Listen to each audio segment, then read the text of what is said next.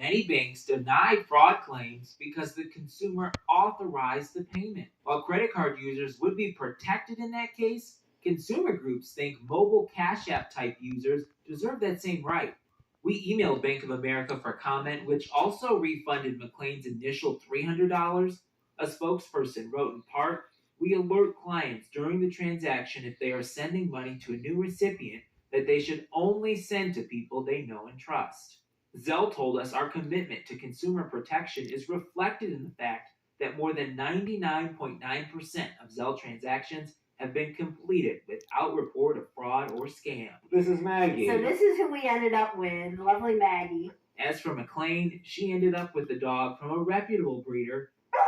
And I think I just got caught up in the I want that puppy and missed a lot of signals that were there. We reached out to the puppy breeder and never heard back. Now, there is expected to be a new law this year to protect people who use Zelle-type apps.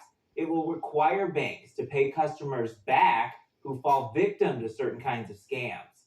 Xavier Hershevitz, News Center 7. Well, people in charge of the world's ugliest dog contest are looking for contestants. This year's contest in June, the winner gets bragging rights and $1,500. Last year's winner was a 17-year-old pup named Mr. Happy Face. Look at him. This contest has been around for 50 years and focuses on the importance of adoption. Well, doctors are warning about a rise in untreatable bacteria. The CDC has issued a serious public health alert about Shigella, a new form of the stomach bug. It infects millions of Americans each year and spreads easily. But now this bacteria does not appear to be responding to medication. We developed something that does really well. A few of them survive it. They figure out how to survive it. Wash your hands very well. Avoid those places where maybe you don't have the most sanitary conditions. And we've called around to public health departments in our area. So far, none of them have any confirmed cases of this superbug. Well, the National Museum of the United States Air Force is celebrating Women's History Month. Every Saturday through the month of April, the museum will offer guided tours highlighting women in the Air Force. They'll be every Saturday from 9:30 to 11:30. It will also offer a month-long scavenger hunt. And tomorrow is your last day to buy Dayton-made Mike Sells chips. Mike Sells began selling the chips Thursday, and hundreds of people waited in line to get a case or two of their favorite Dayton-made chips. Monday's chip sale will run from 10 a.m. to 2 p.m. at the Mike Sells Distribution Center on Stanley Avenue.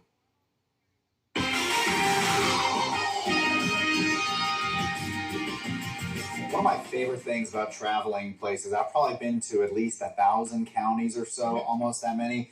And, everyone's got their little thing. Dayton has its own little things. Like we've got Mike Sells for one. Yep. I know you got Killer Brownies, you got Cincinnati Chili, but it's always sad when those things go. But I'm glad that somebody bought them, so they're not going away completely. You want to cherish those things because it just kind of makes your local culture. Our local culture in the wintertime is cold. And actually, that's what we can expect for most of next week, although not tomorrow. But let me show you something on Friday, too. Tomorrow, you're going to feel like, hey, are we finally in spring here? We've been getting, teas of spring after teas of spring. Well, we're going to remind you that it's winter for much of the week. In fact, this is the system we're going to be looking at Friday. Most of the week looks quiet. But I just want to fast forward here just to show you that moving into Friday morning, we'll see some rainfall. Perhaps a few flurries. Now, again, this is 5 days out, so all these colors may be in different spots by then, but the thing is, we're definitely expecting a system to move through. While we might see a few early flurries, we're going to be looking at kind of a wet day on Friday, and then perhaps moving into Saturday, too. A few flurries, maybe a few snowflakes falling, so that's something we're looking at a little bit down the road. At least more immediate, 44 degrees right now in Dayton, looking at some mostly clear skies. Winds are out of the east-southeast, so things are going to continue warming up a bit. You can see temperatures now, most of us actually in the 40s. There are some of us at least in the 30s at this point. Richmond's at 37, Urbana at 37 as well. And you can see this morning we got down to about 37 in Dayton. Temperatures mostly above freezing, it looks like. Got close to it in Winchester with a low of 33 degrees. We weren't that much warmer this afternoon than yesterday, maybe just by a few degrees. Got up to 55 in Dayton. We all stayed out of the 60s. Bell Fountain only got up to 48 degrees, so kind of a chilly day. But don't worry, we are on a warming trend. We're not that much warmer than this time yesterday, but we're looking at temperatures in the upper 60s tomorrow. One reason for that is because this warm front is headed our way, so that's going to help increase the temperatures the closer it gets, and eventually we'll get that cold front too, which will kind of knock temperatures down to not even cooler than average, just seasonably cool, what we would typically expect in early to mid-March. I want to note too, with this warm front coming through, you see those showers in northern Illinois going across Michigan. We could see a sprinkle or two from that overnight, but we're generally expecting some pretty quiet conditions. So as far as tomorrow, yeah, temperatures in the upper 60s. That's about 20 degrees above average for this time of year. But then look, we're back down to more seasonable. We're typically 47. We got 48 Tuesday, 46 Wednesday, 46 Thursday. And we're not the only ones expecting a cool week.